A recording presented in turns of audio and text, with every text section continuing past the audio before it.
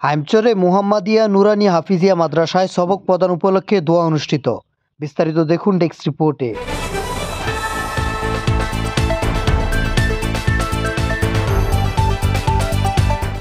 চাঁদপুর হাইমচর উপজেলার উত্তর আলগী মুহাম্মাদিয়া নুরানি হাফিজিয়া মাদ্রাসায় নতুন শিক্ষাবর্ষের সবক প্রদান উপলক্ষে দোয়া অনুষ্ঠিত হয়েছে। সোমবার 6 জানুয়ারি সকালে উপজেলার উত্তর আলগী গ্রামে মিজিবাড়ি জামে মসজিদ সংলগ্ন উত্তর আলগী মুহাম্মাদিয়া নুরানিয়া হাফিজিয়া মাদ্রাসা মাঠে এই সবক প্রদান উপলক্ষে দোয়া অনুষ্ঠিত হয়।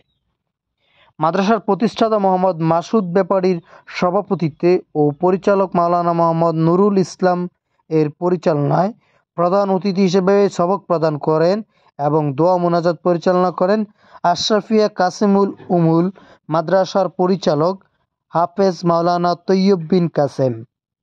বিশেষ অতিথি হিসেবে বক্তব্য রাখেন হজরত আলী রাদিয়াল্লাহু ও হজরত ফাতেমা রাদিয়াল্লাহু মহিলা মাদ্রাসার প্রতিষ্ঠাতা পরিচালক মোহাম্মদ নাজমুল মেলকার।